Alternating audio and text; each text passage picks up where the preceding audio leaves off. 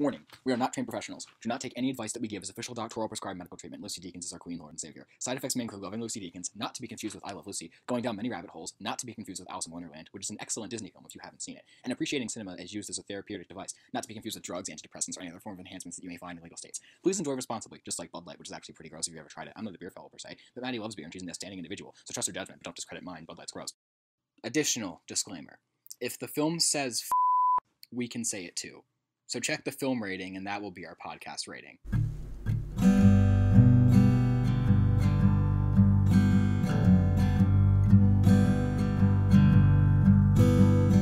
Hello, welcome to Film Therapy. I'm Madison. Hello.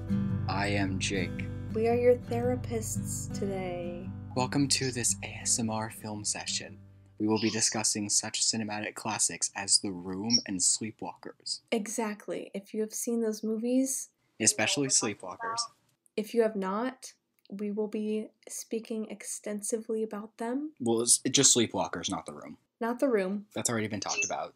Yeah, we're here to report on films you may or may not have seen, but we love, we consider classics, and we want to help you out and maybe give you some advice via films to help out your life. If you're going through a rough time, I want you to ask us for help, and Jake will know just what movie to prescribe you because he's seen probably way more movies than I have.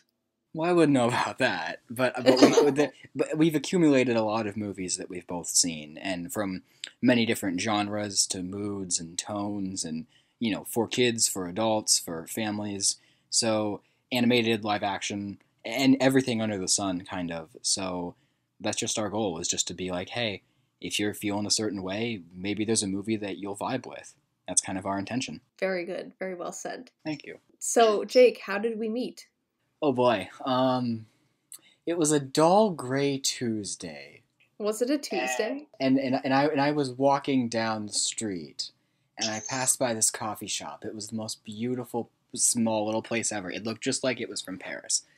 And you were sitting in there, and you were talking to somebody, one of the employees, because you were congratulating them on the fact that they had done a good job. And then I walked in, and then I ordered the exact same thing as you, and then they got, except mine was a small and yours was a medium, and they got ours mixed up, and so we both just kind of ended up talking, and then 9 years later we met in college again, and then now we're on a podcast. Don't you mean a grande and a tall? I was trying to bring that in somehow, but I'm like, no, I'm just gonna piss myself off if I do that. No, we do not condone the Starbucks size vernacular. I mean, it's the reason why I switched allegiance to Dunkin'. Also because they have donuts, and donuts and coffee together are just... I mean, Dale Cooper will tell you. If I can't tell you, he will.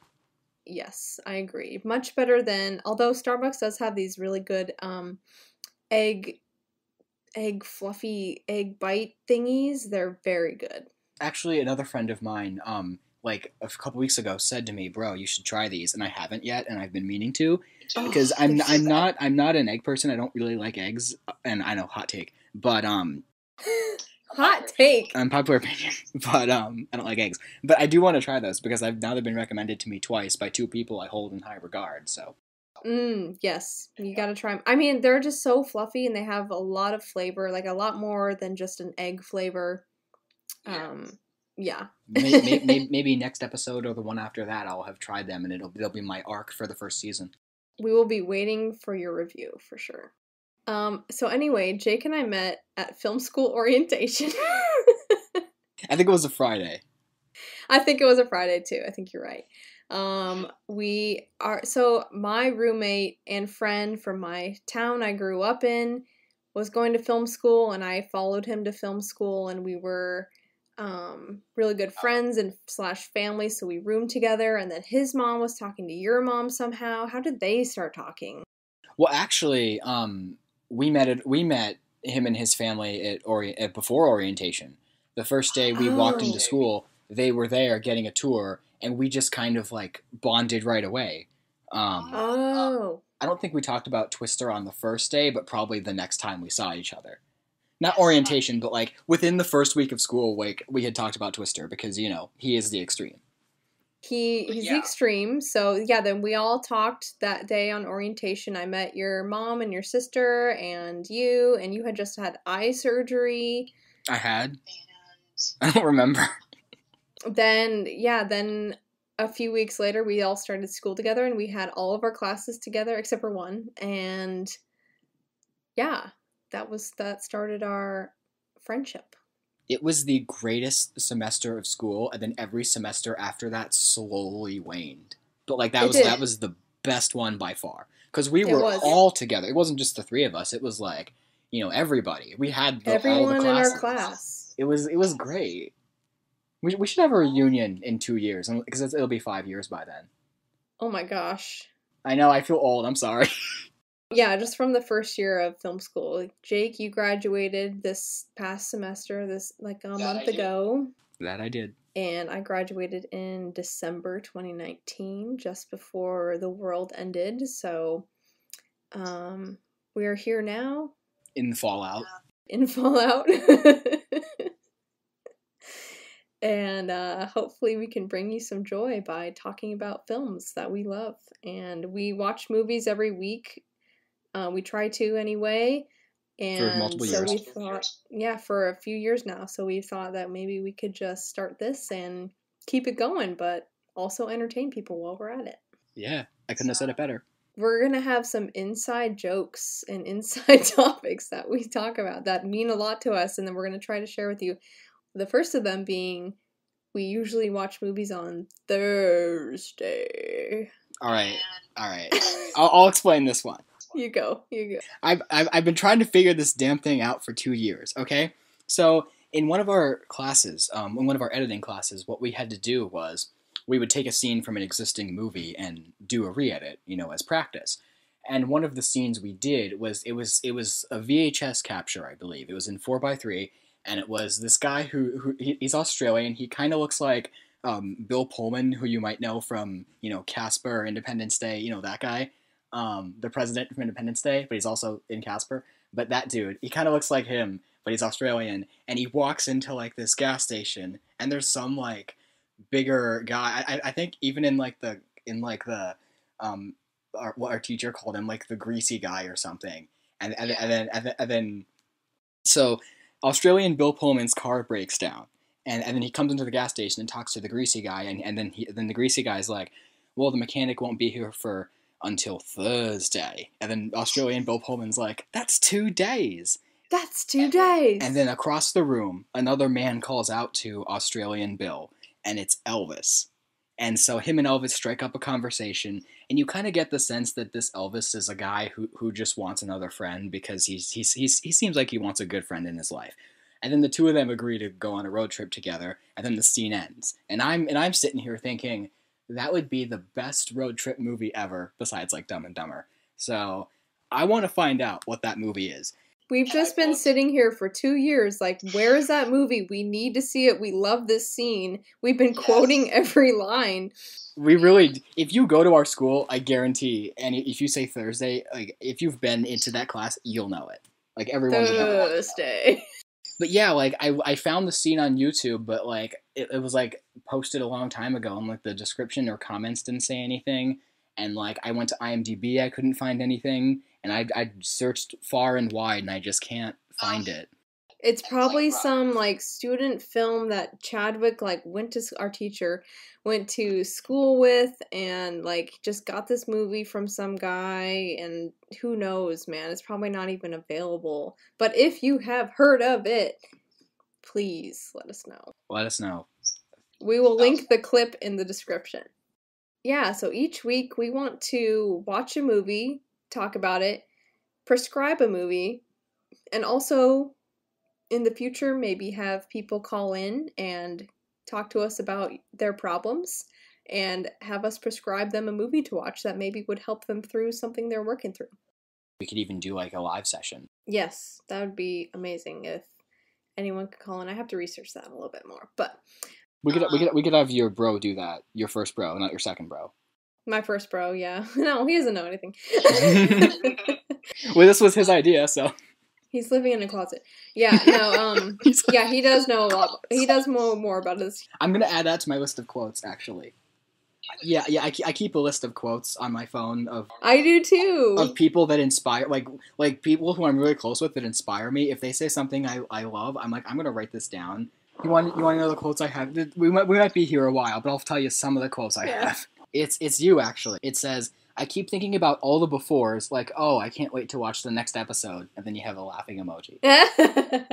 Yeah, like that's really how. So today, that's how we're gonna segue into what we're talking about. We have watched the movies before sunrise, before sunset, before midnight. We watched them all about a week ago. Mm-hmm. And then we decided to rewatch before sunrise and before sunset because those are the happier of the three. And the ones that really make us want to explore the topics and really get into the romance of those three Richard Linklater movies. And Richard Linklater, I think, is one of my favorites for sure. Mm-hmm. I like a lot of his movies. I'd say the only one that I don't really enjoy is Boyhood. I haven't seen a couple others of his, but for the most part, I really like what he's done, especially with Waking Life and Dazed and Confused. And then these two, Before Sunrise, these three, Before Sunrise, Before Sunset, Before Midnight. I think they really all do go together very well, and I'm so glad that you turned me on to them because you came to me when we first met and you were like, these are some of my favorite movies, and I was like, oh yeah, one time I watched part of Before Midnight and I was like, what the fuck is this? Oops, wait, are they rated R? Yeah, they're rated R, go ahead. Okay. I was like, what the fuck is this? And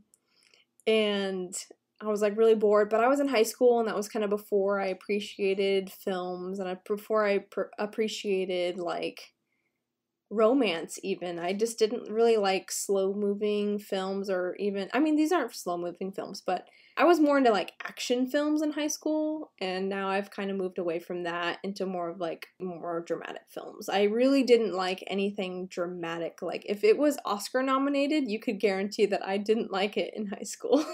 Well, that's still kind of true now. What do you think? Of what? Of the Oscars? I think they're bullshit. But T. No. If I ever get nominated for Best Original or Adapted Screenplay, that will be a very big honor. But as far as the Oscars are at this moment and how the last couple award shows have been, I'm personally not a fan of how they're run and all that. But we don't need to get in. That's neither here nor there. My opinion of Richard Linklater, he's also one of my favorite directors for sure. I like Waking Life. I like Dazed and Confused. I really like School of Rock as well. That's always been a favorite. One of my first favorites for sure. Yeah, me too. I actually haven't seen Boyhood, but I'm curious to see it, but I'm a little less curious since you didn't like it, to be honest, because I hold your recommendations in high regard. Yeah, I did watch it a few years ago, so I think it was before I went to film school, so it might hit different now, but I don't know. I just, like, I've told you this before, I think I don't really enjoy films that are a lifelong progression of someone going through hardship. I know that's really not good to say, I guess, because... But it's okay. But it's yeah, okay, I mean, because you like Forrest Gump. It's not something I like to watch. Forrest Gump is different. Forrest Gump is a masterpiece. Just saying. I love Tom Hanks. I'll watch anything that he's in, so... Tom Hanks is really one of the greatest human beings ever. We really wish him the best and hope he's really well in these times. Yes. He's probably got the antibodies. We're probably good, because he already had that COVID. Yeah, I'm glad that he pulled through there. He's so great. When I watched him accept the award at the Golden Globes, was that the Golden Globes? Yeah. Oh, God, it was great. I loved it. I haven't listened to... I haven't, because I didn't buy it, but I do this sometimes where I'll go to Audible and I'll be like, I'm going to choose a really great like actor or actress or voice actor or voice actress, and like someone whose voice I really like. And Tom Hanks wrote a book, I believe, or he has the audiobook of it, and like it's like, bro, just like however many hours of Tom Hanks's voice, like that would just be great to listen to sometime. Yes, that's awesome. I didn't know he did that. Yeah. But anyway, Before Sunrise, and I'll tell you how I first saw them. So I want to say I was a senior in high school, and I've never done this before. I've never done this since. I kind of want to do it now, but I don't have the motivation to do it now because, I don't know, I'm older, I'm lazy, or whatever. But in high school, there was a time when I'm like, I'm just going to digest movies. And when I was like a senior, because I didn't have a lot of homework because, senioritis, and their teachers didn't give a shit because we didn't give a shit. So I'm like, okay, I'm just going to watch as many movies as I can. And I watched probably around 100 movies and TV shows like all together. So I watched like a lot of 80s movies like Heathers and Beverly Hills Cop and like it's the 70s but Animal House and like that kind of thing. Anyway, one night I was like, I had wanted to see the Before series for a long time because I had heard about them from other people, and they're like, it's just people walking and talking in conversations, and I'm like, that sounds like the kind of movies that I would really love. Speaking of, around that time, I also watched Garden State for the first time, which we'll probably do an episode on because that's like the genesis of everything for us. It is. It's an important part of our relationship. Mm-hmm. But anyway, so I watched, the first two were on Amazon Prime, so I'm like, okay, I'll watch all three movies because I just have to rent the third one. It's like $3. That's like $1 a movie when you round it out. So I watched the first one, and right away I just fell in love with it from like the first 5 minutes. Like I'm like, holy shit, I love this movie.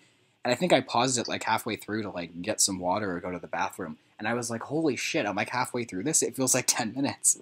And then right when it was done, I'm like, fuck, I'm watching Before Sunset. And so I watched it right away. And then I watched Before Midnight. So I watched them all in succession in one night, which I think if you're watching it for the first time, I don't think that's the way to do it. But watching them all at once was a very good experience. Let's see, we watched the first one on a Tuesday. Like 3 weeks ago on a Tuesday, and then we watched the second one the next week on a Tuesday or Thursday? It was a Thursday. And then I watched the second one, or the third one, the day after or the same day? It might have been the same day. Yeah, it was the same day. Same day I watched Before Midnight. Yeah, I think waiting a little bit in between it was good for me. It's different because now this time today we watched both Before Sunrise and Before Sunset right in a row. But it's nice to see like, oh, these people who watched this movie when it came out had to wait 9 years for the second movie to come out. So if you don't know, that's how these movies were constructed. It was Ethan Hawke and Julie Delpy were the main characters, and they first filmed the first one in 1994, 95. Mm-hmm. Then the second one was 2004, 2005, right? Mm-hmm. So they had to wait real time 9 years in between each one. And then the Before Midnight, the third one, was another 9 years after that. So it's like real time that they come back and they meet each other, and it's just really, it's so great. I can't imagine like living in the 90s and watching that movie and then waiting 9 years and being like, oh, there's another one that's coming out, and here it is, and here's what happens between these two characters that I fell in love with 10 years ago. Even though we watched it and we waited a week, I was still so anxious. I was thinking about them the whole time. I was like, what's going to happen? Are they going to meet? Are they going to not?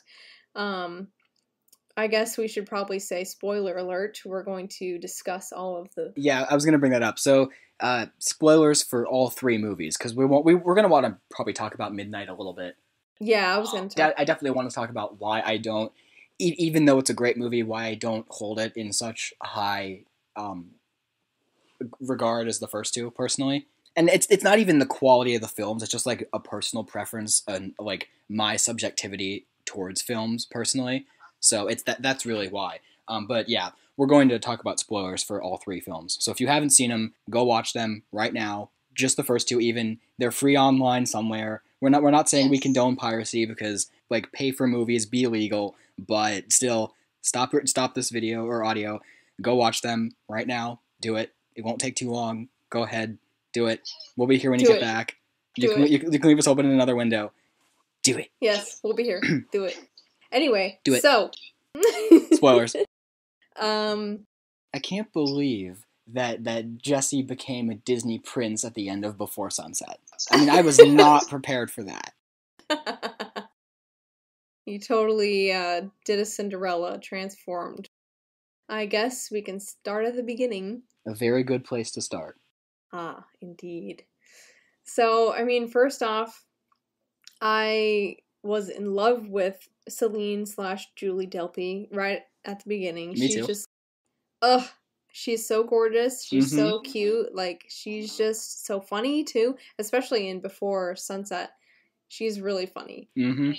I was like, yes, just totally drawn to her. And then Jesse/Ethan Hawke was... I mean, he's not my type of guy, but I understand the draw to him in the movie, because Absolutely. I just think, for me, he's a little bit too touchy-feely, a little bit too headstrong about being romantic and eager and things like that. I would just be turned off by that personally, but I understand that she fell for him, and it was a great story regardless. What do you think about the two characters right off the bat? Well, right away, I just love how obviously we learn a little later that she said, you know, I sat by him intentionally, but the fact that like they played off as like a here's this random meeting between two strangers that works so well. I just love like how it's set up like so plausibly, I guess you could say. When you first meet both of them, I love how Julie Delpy is absolutely beautiful, and the way that like there's that scene when he's talking about, you know, like the hose, and that's when she says she first fell for him, and like when she's watching him talk, the way her eyes just light up is just like so immaculate, and I love it. And Ethan Hawke definitely too, very attractive for sure. I think I kind of agree with you where like I wouldn't say he's quite my type for sure, but I can definitely see, you know, why she's into him. Yeah. And as far as him, what did you mean? Like he like when he's talking, he's headstrong about being romantic, or it's like his beliefs, or what did you mean by that? I just feel like he comes on too strong, I guess. I mean, which they wouldn't even have started their relationship if he wouldn't have asked her to come off the train, which I understand that part. I like that part. It's just kind of like maybe when they're in the tram, trolley, bus thingy, when he's got his arm around her and they're just like sitting so close and he's like staring at her. I'm just like, just give me some space, dude. Like, and you're asking me about my first sexual experience? Like, holy shit, like, calm down, bro. Like, that would turn me off, but that's the part where I feel uncomfortable. Yeah. After that, I feel like they both like give and take a little, and they settle into like their dynamic. They're just so close on that tram thing. I'm like, ooh, their breath probably stinks. See, it's funny because I had no idea you felt this way, and now you've sat through that scene twice. Yes, I don't like that scene. I completely get that, and I feel it doesn't bother me personally because I look at it through the context of the movie. But if you looked at it through the context of real life, yeah, if I was with somebody and they were doing that right away and I wasn't totally there, I'd kind of be like, you know, back off. I need a little bit of space. So I wonder, I think what if that scene was after the listening booth scene? Would it bother you as much, or do you think that's like kind of the turning point of their closeness, like physically? Yes, I think that is a turning point for sure, because they are physically close, and then they just keep looking at each other, and it's so adorable. I know. And it goes on for so long, and you're just like, and you're not tired of it by the end of the scene. It's just like so cute. I think that the question he asked right off the bat was like, describe your first sexual feelings about someone, I think, and she just asks him if he's ever been in love, and he's just like, yes. Okay, move on. My turn. She does call him out on it, like, come on, bro. I went into such detail, and then he's like, well, they're different questions, and I'm like, yeah, but I'm kind of with her. I'd go into detail. Yeah, you gotta go into detail about that. That's how I felt about them, and like every movie, Celine is just like, I understand her completely. I am you. I get it. I know how you're feeling. This is perfect. So yeah, I really related with her a lot. So by 2029, if I see you in person that year, I'm going to say to you, I'm so glad that I kept in touch and we're still talking and we're still friends, even though you've become this manic depressive activist. Because if you relate to, which is great because she's a great character. If you relate to Celine that strongly, then like Bro, 9 years from now. In 9 years from now, I'll be a manic depressive activist. But you'll Oh, be man. living in like Paris. So then I'll come to Paris on my book tour and I'll see you and I'll be like, hey, you read Honestly, it. that's not too far off. Hopefully, I'd be living in Paris in 9 years, and hopefully, you will have written several books in 9 years. So Sounds like a great plan. that's okay with me. Yeah, I'm down for that. That's a great plan. I love it.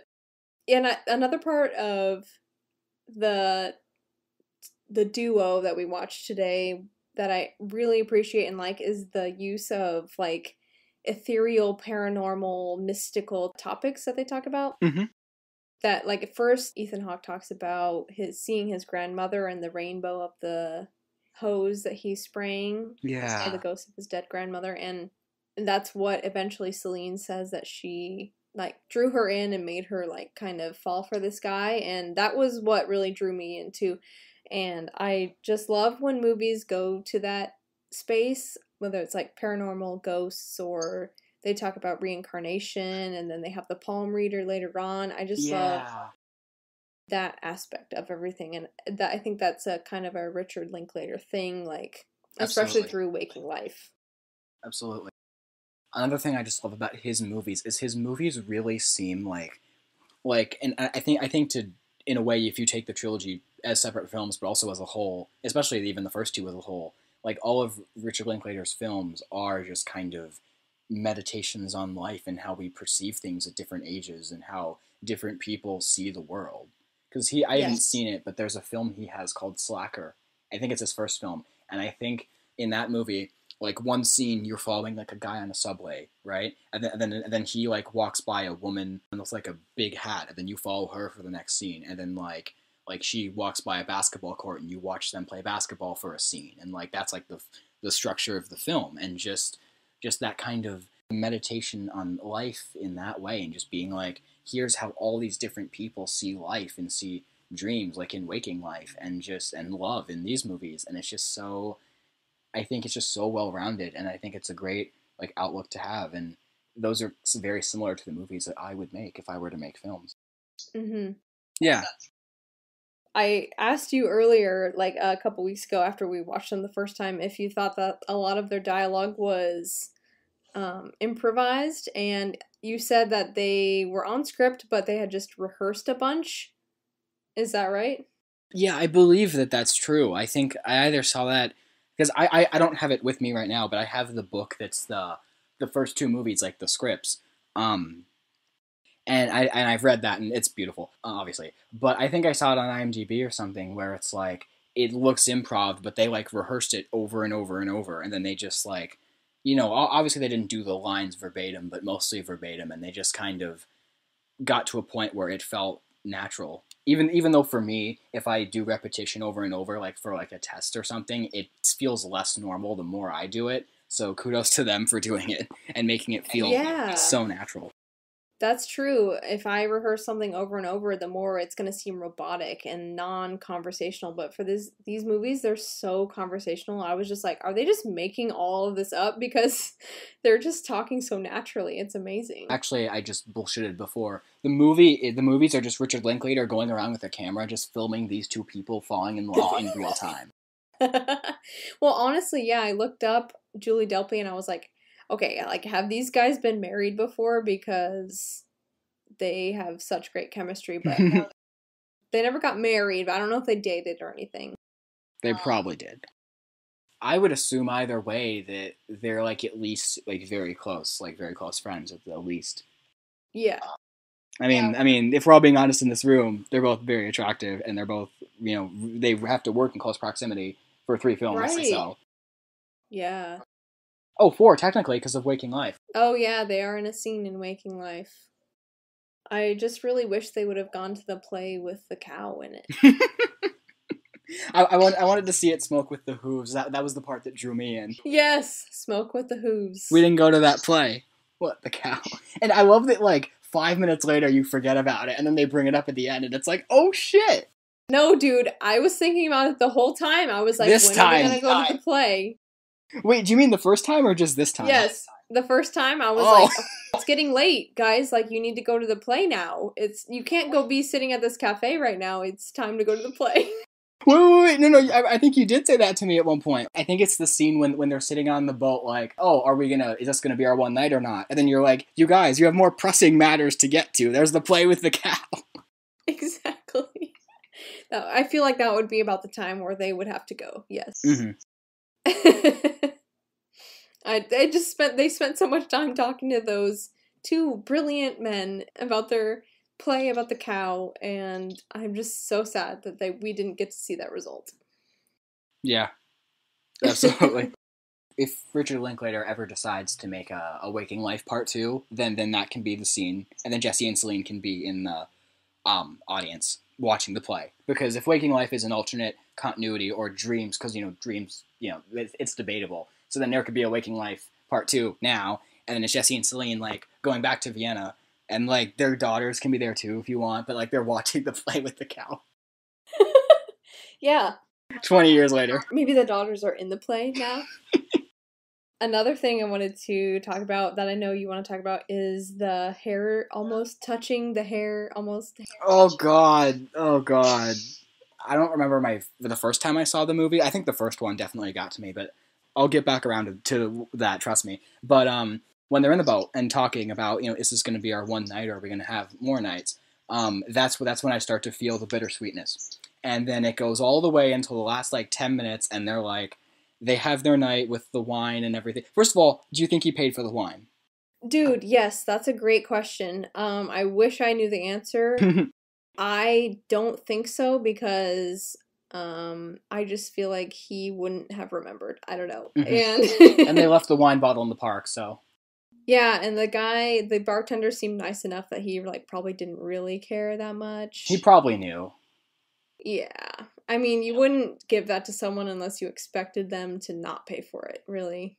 But anyway, what I was getting at was, so they have their night with the wine, and then in the morning when they're sitting and they're like, they dance to the harpsichord, and then they go on the train and they're like saying their goodbyes. It's like the most heart-wrenching thing because you're like, bruh, can't you just cancel your flight and just go with her, or can't she go with you or whatever? Right. Yeah, that last scene, I'm always feeling really raw or tearing up or just straight up crying. And this time I was legitimately tearing up the last 5-10 minutes. And then cut to before sunset. And then from the time they get in the car to the end when they're at her apartment and she sings and she's dancing and they have their last exchange, which is one of the best exchanges in film history, the last 2 lines of that movie. The whole time, just off and on, I was just well, now I'm crying, and now I'm not, and now I am, and now I'm not. And it was just and I feel like my week has been kind of not externally, but internally, it's been kind of up and down. So just watching these movies that I love, it's so perfect. It's Before Sunset, the last 20 minutes is so heartbreaking, beautiful, bittersweet, and happy, and just all these things just coalescing, and it really hit me this time. It's always really powerful, but this time it was really, really powerful.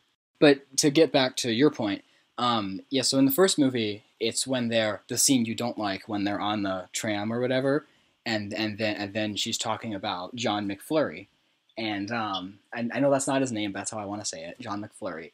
John McFlurry, who's that? Yeah, John McFlurry. That's the guy who she has her first sexual feelings for, the swimmer, dolphin-looking guy. Oh, the swimmer guy. Yeah, so she's talking about the swimmer guy, John McFlurry. And this is just turning into an excuse for me to say the phrase John McFlurry 2,000 times. John McFlurry.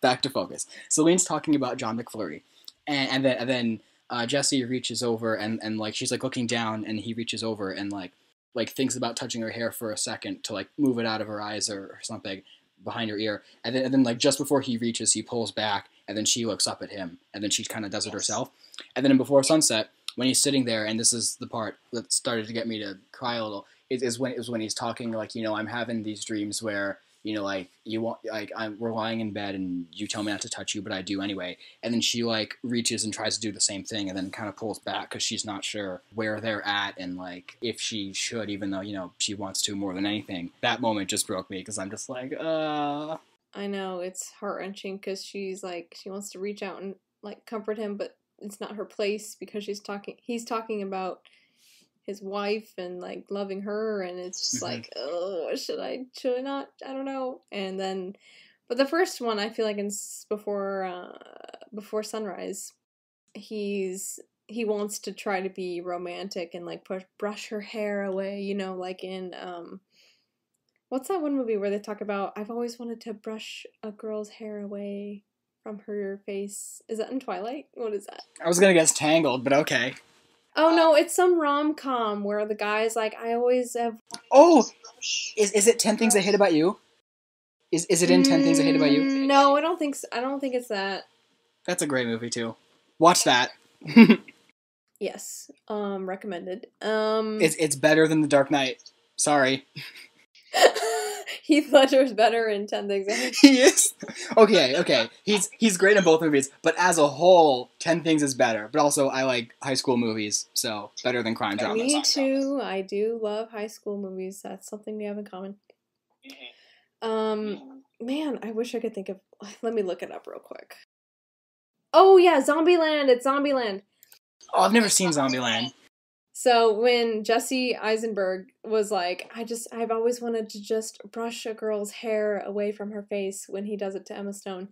Yes, that's what it is. Okay, I feel like I haven't seen the movie, but I feel like I've seen that scene. But I mean, everyone would brush Emma Stone's hair. I mean...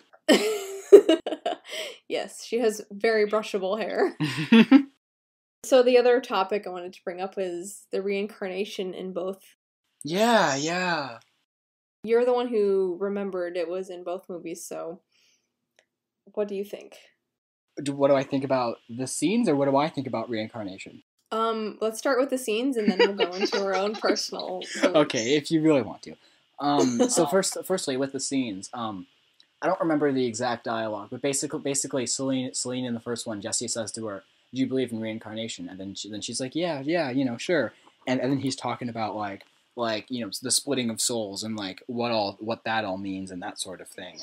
And then the second one, I forget what they're talking about, but then he asks her the same question, "Do you believe in reincarnation?" And then she's like, "No." And he's like, "God," and she's like, "No." And then she's like, "That's awful, isn't it?" And then his response is like, No, you believe what you want to believe." I'm paraphrasing, but it's like akin to that, Yeah, for sure. And then they get into a conversation about like if just the two of us were gonna die, what should we do for the rest of the day? And then I'm like, I want to have that kind of conversation with somebody where it's like if I could spend the only hours and it was just like us, then like what would I do? Like whoever I'm having that conversation with. The answer would vary depending on who it is, but I think in a way it's kind of showing how as you age your beliefs just can change. Yeah, I feel like it's surprising that she would change her mind on that. Yeah. I feel like her profession, she's an environmentalist, she works for a nonprofit, right? And I don't know, I just feel like that would be something she would believe in at this point. She still believed in it 9 years earlier, but I don't know, maybe she was just saying that in the first one to appease him because she thought he was cute or whatever, and who knows? She didn't really believe in it, but yeah, I thought it was interesting that they talked about it in both movies. I don't think they talk about it in the third one. No. I would be surprised if they did. They also don't do the hair thing in the third one. But as far as the reincarnation thing goes, ask me again like when I'm 32 or 9 years from now when I'm almost 32, when I'm 30, then then maybe I will have a better answer for you than just I think it means this, but I don't know. Same, yeah. I mean, like my view on reincarnation has changed a lot within the past few years, so who knows? I don't know. Mine changes all the time. Like just my belief on anything just changes like a lot, and I think I'm really kind of forming my own solid or maybe not so solid beliefs in like what I do and don't believe in, and I think I'm at the point in my life where I'm just kind of figuring all of that out, because like and again, December when the world ended and Star Wars Episode 9 was not that great, and then 2020 happened, because those are the two most cataclysmic events. They're of the same merit and of the same value, and of the same weight. But in December into January, I really had like not a crisis of faith, but I definitely sat back and said to myself, what have I been told to believe, like from parental figures and authority figures and movies and TV? And then I sat back and I was like, what, and books too. And I'm like, well, what do I really think? And I kind of am still figuring that out. So yeah, that's my spiel. These movies, I swear, if you want to have a deep conversation with you, like, okay, you could actually do it like right away. Like you could have a deep conversation, like spur of the moment with me. But if any of you out there want to have a deep conversation with me, just watch like the ending to either one of these movies, and I'll be like, okay, I'm set. Let's go. Yes, they really open you up into some deep conversation topics for sure. And I liked how the first one ends with the recapping of all the places that they had visited throughout the night. And then the second one begins with all of the places that they're going to visit throughout their hour and a half together. Oh yeah, because the first one doesn't really happen in real time, but the second one happens completely in real time. You follow them every step of the way, which I really love. Mm-hmm. Absolutely. Absolutely. One thing I also wanted to bring up was when there's two scenes in the first one. It's the the milkshake poem, and which is a beautiful poem, by the way. It's a great scene, but when they're done, I actually would have chosen rooster prick, but I love that they say milkshake because that's like a much more beautiful word. But yeah, rooster prick, great word, great vernacular, very professional.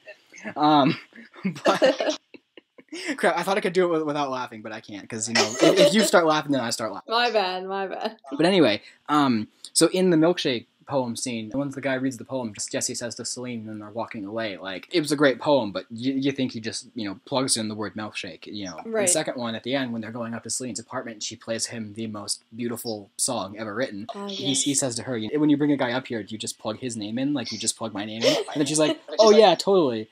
That is like the icing on the cake in the scene with the song, because it's just like, bro, you guys still got it. Like, I know you had a little trouble before, but you still got it. You're gonna get through anything. Which leads us to the third one. But anyway, I just wanted to bring up because I just noticed that this time, like the little, or maybe it was last time, but I just noticed that little connection, like when he said, you just plug that word in there. Because it's like the same turn of phrase, so I feel like it was meant to be a little connection. Yeah, I agree. Yeah, it's funny how she did that. It's a great song. I added it to my cinema playlist on Spotify. Yeah. I'm sure I have it in like 5 playlists. Oh, it's so great. It's just, and you mentioned that she sings the song in the beginning of Before Sunset, right? Yeah, I think so. I noticed that, like, in the first one, I was confused. So when they're talking about them having sex in the second one, I was like, yeah, no, they didn't have sex because they talked about not having sex, and then they didn't have sex because they didn't show it. And then you're like, no, they did. And I was like, no, they didn't. I guess they did because the camera cut, so the camera cut in different times where I felt like after the arcade bar where they were playing pinball, the camera cut, and then once we come back, it's slightly off kilter and kind of handheld, like they've been drinking and they're walking through the streets and they're more like fluid and kind of not really caring what they're talking about and stuff. And then also, so then the camera cuts after they're like making out in the park, and then I guess they have sex twice. I don't know, but that's what you think. Well, that is what I think, because they direct. First of all, first time I watched it, I'm like, oh yeah, they totally had sex. But when you watch the second movie, it's like, yeah, I mean, and she even says like she's like, of course I remembered. I just pretended like I didn't, which is interesting because like I do that, not about sex, but I do that too with things like small things, like if someone's like, oh, what year did this movie come out? Like, I'll pretend like I don't know it and I don't know why I do it, but like whenever I hear Celine say that, I'm like, bruh, I feel that. I do that. Oh my gosh. About the most random things, and I don't know why. I guess it's a self-conscious thing. Yeah, like you don't want to like seem like you know everything that you do. But I do. Oh, thanks. I'll keep that in mind. But I felt like that was kind of a meta topic to talk about, because if it's been 9 years since you've seen Before Sunrise and you go in to watch Before Sunset, and you're like, wait, did they really have sex? I don't know, because I don't remember watching that movie. And then they're kind of like, I don't remember either. And she's like, I gotta check my journal. And I'm sure some of the audience members were I gotta check my VHS. Yeah, I gotta check my Letterboxd profile to see what I reviewed about that movie. I think like the Before series is kind of like a podcast in itself. Yeah. Like you could just listen to it and get the same amount of emotion from it, I feel like, because the whole thing is just talking. And I do feel like Before Midnight, the third one, is important too, because it's more real than the first two. And that's why I believe it's important. It's more real, but it's harder to watch because, it's so real. It's a lot of arguing and like marital commitment between the two, but they still come back to each other and they're like, reconcile. We are soulmates, right? Yeah. They believe they are right for each other, and this is still how it happens. They argue, they bicker, they fight, but it's real. It's real life. We watched them fall in love in this crazy situation, and they ended up together, and this is how it is, and that's it. It's not a fairy tale. It's not all magic. They ended up together, which is what we wanted, obviously, but then we see their real relationship, and they've got 2 twin daughters, and they are choosing between their 2 lives. They're arguing about Ethan's life and Julie's life, Celine and Jesse, and that's just how it has to be sometimes, and they're really real, and I really appreciate that. So I really do like the third movie too, because it brings it all back into perspective. And I don't know, I do like watching movies that give me an escape, for sure, because I recently watched the series Normal People on Hulu about these Irish kids. They're super cute, but it was way too real for me. I was like, this is not enough of an escape. And they just, it was like their trials and tribulations of a relationship, and I was like, I just need something feeling good, like Before Sunset, Before Sunrise, those are good. Escape. They're beautiful, they're heartwarming, they're hopeful. And then Before Midnight kind of brings you back, which is why we didn't watch it again this time around.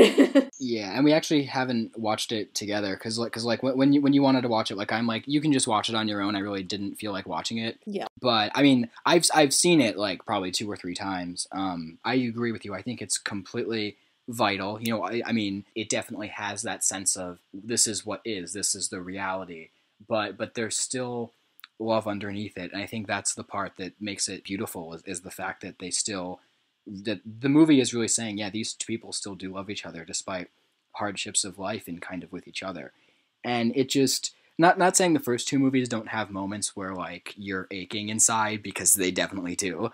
But the third movie, and it's not even like the whole movie, it's just like that one, like the second half, like that one long scene when they're like in the hotel, and it like, I saw something online where it says like the structure of that scene of like their dialogue like ebbs and flows. It's not like a straight like incline, bit like how normal movie arguments are. So I really like how it's portrayed in a more realistic light, because when you have an argument with somebody in real life, it can, like, over bigger issues like that are kind of out of your control in some ways, it does kind of, because you move on to other topics and you don't really, sometimes you don't want to fight, and it has that kind of, ebbing and flowing, and eventually you'll circle back to it, but conversation just flows. And I think even in that scene, it just flows really well. And even though it's probably rehearsed, it does feel very improvised. I feel like I've had the same exact argument. The last scene is a great parallel to the first scene of well, not the first scene, but like the first, when he says, you want to get off the train with me. Because there's a nice parallel there between that scene and then the last scene of the third one. But I think what the movie really is saying is like, if your love is worth a damn, then, you're gonna come out on top. At least it's worth fighting for, and it's worth going after. Did you notice when watching the third one, when he says like, I'm a time traveler, I'm from the future, this is like the best night of our lives, and then they're kind of sitting there for a second before she kind of goes back to him. There's a moment when she like looks at her bag and like almost picks it up and goes, but then she like stops and doesn't do it, and then they like have their little moment, and then it just ends. Right. It's like that's like such a perfect little icing on the cake, I guess. Oh my gosh, yeah, I love that. It's amazing. The ending scene is perfect. It's just so great. Like, he's trying his best to just bring it back down and back to their relationship that we know and love and that they know they can have, and then he does, and it works, and they're back to normal. It's so cute. I do love the ending of that one. Yeah. And it feels like it shouldn't end. I just want to know more. I just keep thinking about them, and I want to know about their life, but so that's why I kind of looked up their like real background. I was like, are they married? They should be married. But Maybe when they film the fourth one, they'll get married for real. Yeah, maybe. She directed her own movie called like 2 Days in Paris or something. Yeah, I heard about that. I wonder how that is. We should watch that one. Yeah, let's watch that. Let's watch it. I was gonna jump into something else quick, if that's okay. Yeah. So, what I was gonna say was, this is something I've noticed that you do, and I find it very endearing. I'll say, because it's happened twice. We've watched two different movies, and so we watched When Marnie Was There, which is a very, very beautifully made film with a very divisive ending. I would say I'm very divided on it, and I'd say you are too. And then we watched Some Kind of Wonderful, which also has a very divisive ending. And both movies, I don't blame you for Marnie, because my reaction is the exact same. For both movies, you think the love story is going in one direction, and then both movies go in a different direction.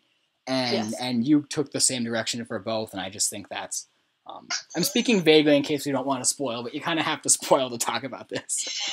Right. If you haven't seen When Marnie Was There, you should. Or Some Kind of Wonderful, first of all, yeah, you should. Yeah, you should. Especially When Marnie Was There, because it's amazing. It's so meditative and gorgeous. There's scenes in that movie that are very much like the Before Sunrise, because it's just like, those are my favorite scenes, is when the two of them are talking. Yeah. All right. Okay, so spoiler ahead for When Marnie Was There, and spoiler ahead for Some Kind of Wonderful. Came out in what, 1986? 87. 87. When Marnie Was There, when was that? 2014. 2014. All right. So you've got at least 6 years.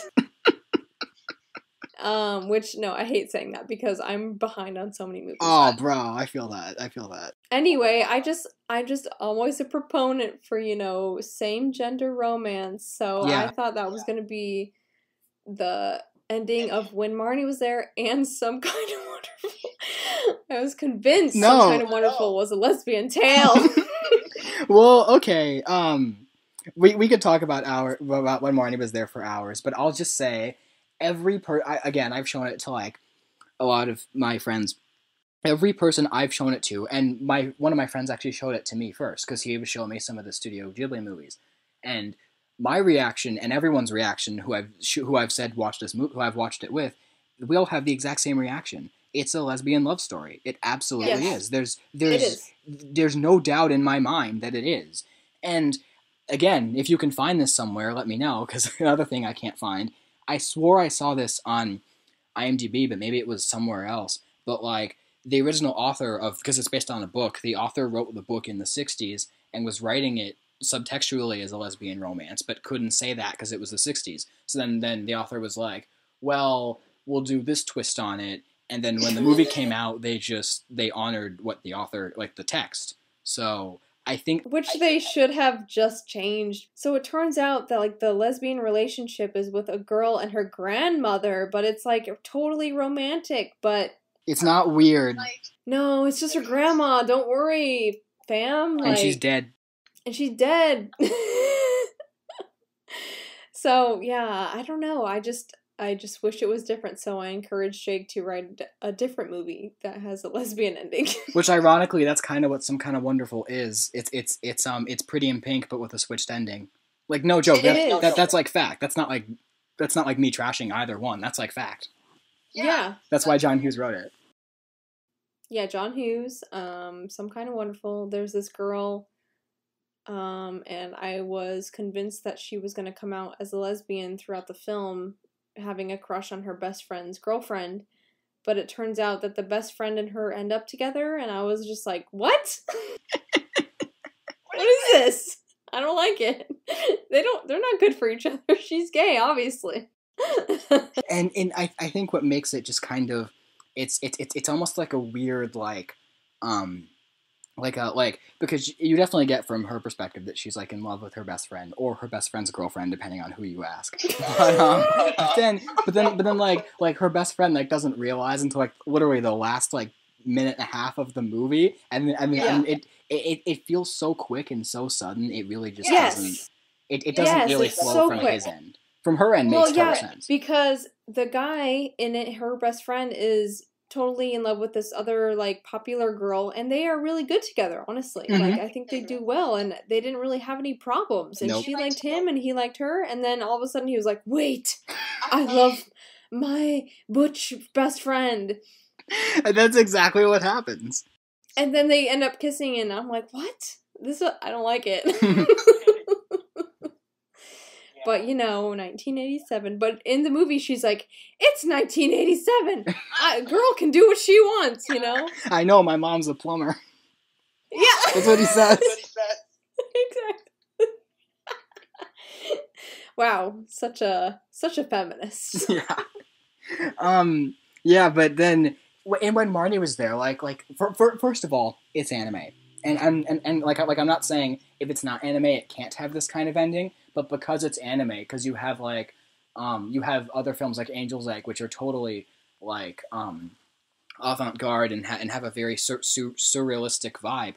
And when Marnie Was There, does have a very surreal type of vibe. And and so I would have been fine if the ending was like her walking off with Marnie into the fog, and it's they're together. Yeah, like if they would have ended up together and we didn't really know who she really was, that would be fine. But it's like, oh, she was her grandma? Then why were they flirting? So. Maybe it's because we watched the dub. Yeah, in English it's way different, maybe. Yeah, but or maybe it's a translation thing, or maybe it's the way they performed it. But legit, seriously, it just has this and they're really adorable together too. They have those moments. When they're rowing the boat and it's so adorable.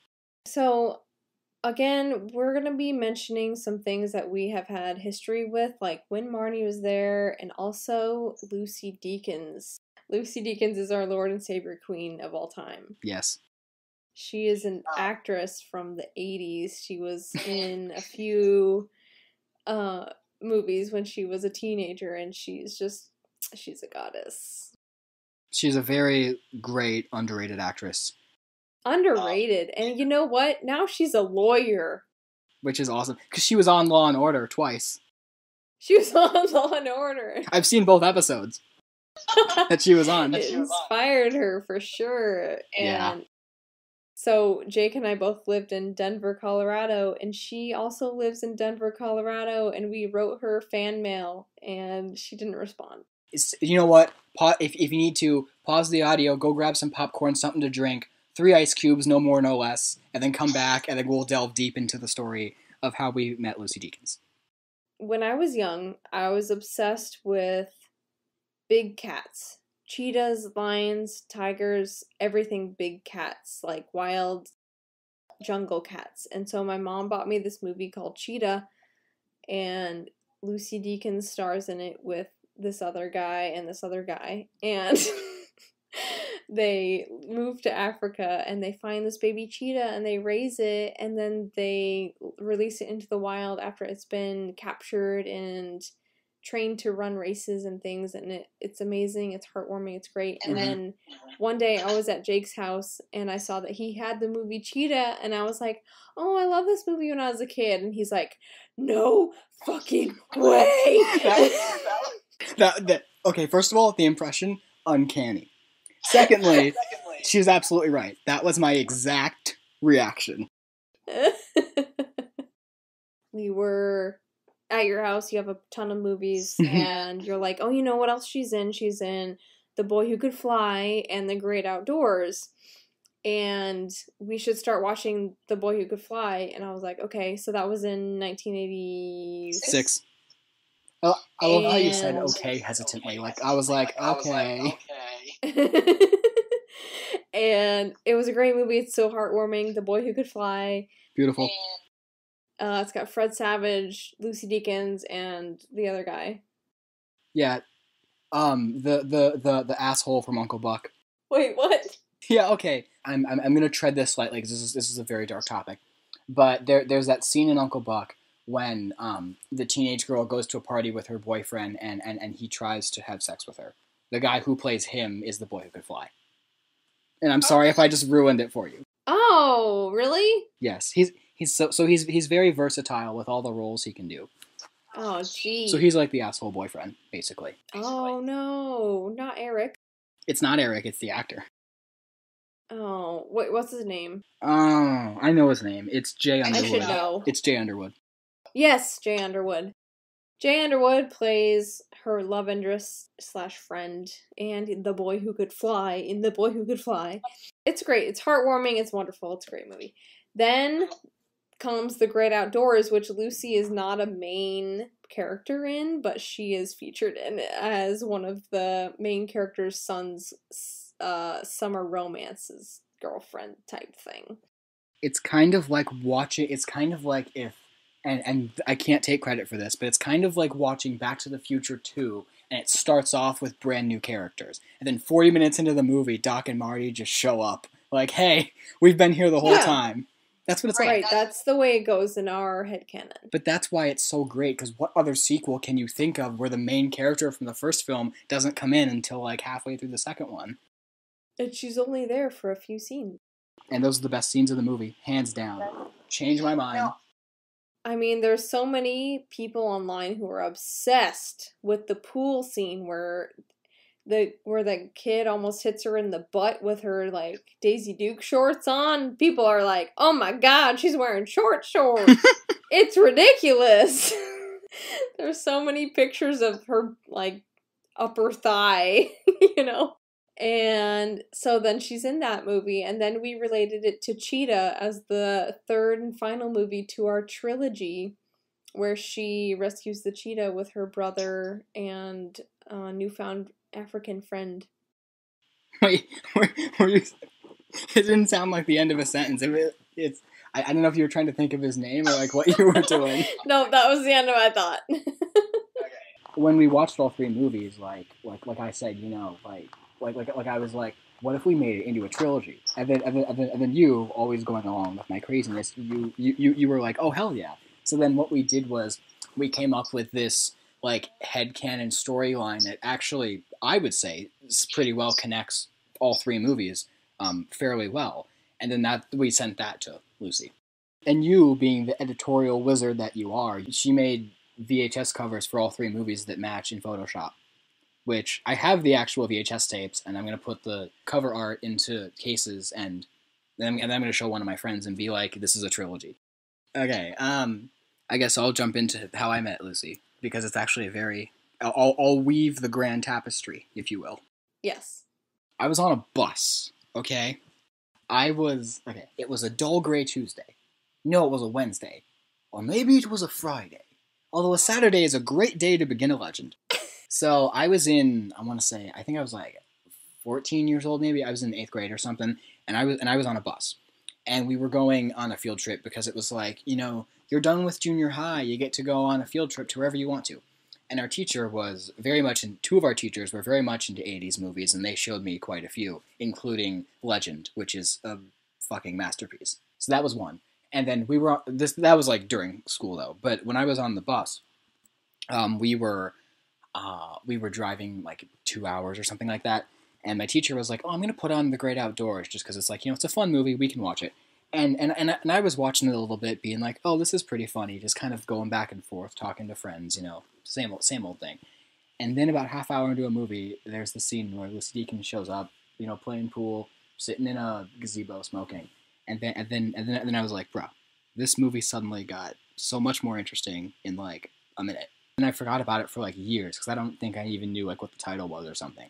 And then I was like, what was that movie where I kind of watched it and then it had that actress in it for like 3 scenes, and then I found it much later on. And then later on after that, I saw Boy Who Could Fly and Cheetah, and I had them all in my collection. And then Maddie was like, wait, you have this movie? And I'm like, yeah. Actually, when I watched those two, when I was in high school and I watched like so many movies at once, there was one semester of college where I did watch like 60 movies, I want to say. So I guess I did kind of have a resurgence. And 2 of those was Cheetah and Boy Who Could Fly. So I didn't see them till much later. So I saw the middle chapter. That'd be like watching The Empire Strikes Back, and then years and years later, watching Star Wars and Return of the Jedi. Completely the same thing. Absolutely. Actually, let me rephrase that. It's more akin to watching Temple of Doom and then years later watching Raiders and Crusade. Yes. Although Temple of Doom is a prequel, so fuck it. Fuck me. Oh, I no. fucked it up. Oh, confusing. Is that enough fucks in one sentence? It's not enough fucks. Jake told me when he first moved to Colorado, he's like, since I've been in Colorado, I've said fuck way more times than I have ever said fuck in my entire life. What is with this impression of me? I don't think I sound like that at all. Take 2 sound bites of me and you impersonating me, put them side by side, and we'll see if you're close at all. Oh my gosh, I'm gonna look up quotes by Jake. Oh, I have so many quotes by you. Yeah, ever since I came to Colorado, I've said fuck so many times. October 17th on 2017. You want to know your other quotes I have? I would love to, because I probably have more of you than you have of me. The other one is, the cold is sucking out my self-consciousness. Oh, that was when we went to Rocky Horror Picture Show on January 27th. Oh, yeah, I did say that. And then you said, isn't it funny that change is the most constant thing in life and sometimes it's the hardest thing to grasp? Whoa. That's deep. That was on August 29th, 2019. One of them is, I believe that dreams hold power and capabilities that we don't understand and can be extremely helpful. Whoa. I said that? You also said, I mentioned something about the 80s, and you said you belong there. Yes, you do. You do. And then, because like my power went out or something, and you're like, oh well, you're used to living like it's 1985 with no electricity. Yeah, I remember that, yeah. Then I'm glad we looked at quotes, because there's one where you mentioned Thomasin McKenzie. Who's that? She's from Jojo Rabbit. Oh, yeah. She looks like Lucy Deakins. Have you seen Jojo Rabbit? You should. This last year? You should, it's great. The girl who's in that, she looks exactly like Lucy Deakins in the 1980s. What's her name? Thomasin McKenzie. Wow. Cool name. She also is in, I haven't seen it, but she's in this other movie called Leave No Trace. And a friend of mine said, bro, you gotta watch that. And I'm like, okay. Okay, gotta watch that. So if Lucy ever gets back into acting, they could do like a Freaky Friday. Don't do Freaky Friday, but they could do like a mother-daughter kind of movie. Yes, because have you seen that newest Freaky Friday? That's a musical. What? I've heard about it. It's a musical, really?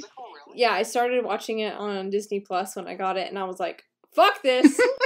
Not cool, not okay, I don't like it. So I watched the 70s one and the best one, 2000s one. Yes, that one, and that one's the best for sure. But the 70s one was good, but then the newest one that's a musical just no, it's not good. No. I saw the 2000s Freaky Friday when I was a kid, so I've seen it many times throughout my life. But it's undeniable. It's just I guess you could say when growing up with it changes your opinion, because I'm sure people who grew up with one of the other movies would say otherwise. But I do think it's the best one, easily. Also, that song is still awesome. You're it. You're the ultimate. That one. Yeah. When she plays guitar at the end, because she unplugs the amp and. That's my shit. Yeah, if we found that song and started playing it right now, I would know it, but You're it. You're the ultimate. It's automatic. I'm sure you're it. Oh no! Wait, I think don't even try. Tell me that you're not the guy, right? Okay. I need a moment to process that. That was no joke. That was the greatest thing I've ever heard in my life, and that's a great one. It's a really great one. But I'm thinking of the climax of the movie when they have to rush from the wedding dress rehearsal to the play for the Battle of the Bands or whatever, and then she unplugs Lindsay Lohan's amp and it's Jamie Lee Curtis doing the guitar. How's that one go?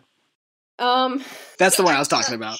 I gotta look at the title. I don't remember. Yeah, that's what I'm saying. If we had the title, I'd be there we go. Oh, Take Me Away. Take Me Away. One? Yeah. Yeah. Don't wanna grow up, I wanna get out. Hey, take me away. I love it. I love the music in that movie. It's great. And when Chad Michael Murray sings that Britney Spears song outside Jamie Lee Curtis's window. Perfect. But it doesn't compare to Heath Ledger singing No. In 10 Things I Hate About You, which that's like Yes. the best scene in any movie ever. That is the best scene. That's great. See, that one I know. That's easy to know. That's a great scene. Yeah. I can't impersonate Heath Ledger. I could just sing it, but I can't impersonate Heath Ledger. Like, you can impersonate whoever sings that song. It's not Lindsay Lohan, it's whatever one of her got. It's the other, her friend girl. Yeah. Anyway, should we wrap it up for tonight? I don't think anything can top that, so sure. All right. Thank you all for listening to Film Therapy. Should we prescribe a movie for next week? For us or for other people? Well, for us and for other people. So we can watch the movie and they can watch the movie and then we can talk about it and they can tune in. Well, I was going to say The Boy Who Could Fly, but I feel like sometime we should do one grand retrospective on the whole trilogy. Because I've never watched them back to back to back, so that would be an experience. Yeah, I think we should have a whole episode about the trilogy that we have made up. Friday the 13th? We both haven't watched that, right? No. I haven't seen it. Yeah, that would be a good one. I'd be down for that. Yeah, I want to watch, because they have the first 8 on Prime, and I want to, like, watch those just so I can say I've seen them. Because they look fun. Yeah. I'd be down for Friday the 13th. If we watch the first one and get into it, then we're going to want to watch the whole series, and that'd be like 8 episodes right there. Yeah, that'd be a lot. So, I mean, we could start with the first, maybe we could do the first 3 or something. Sure. One thing, there's no way to really solve this. One minor thing that bugs me is that, so, Nightmare on Elm Street 6 and Friday the 13th 3 are both in 3D. But like you have to like get like the Blu-ray or DVD or something to watch part 3 in 3D. So if we watch it on Amazon Prime, it's just gonna be like a bunch of idiots like putting like yo-yos in your face. Putting yo-yos in your face. I'm not kidding. That really happens in the movie. Oh my god. Yes, that's all 3D can equate to is just yo-yos. Well, Avatar hadn't come out yet, so they didn't have that mastered yet. Right. Yes, that's the best they could do. That's great. Okay, yeah, we could watch maybe the first 3. Mm-hmm.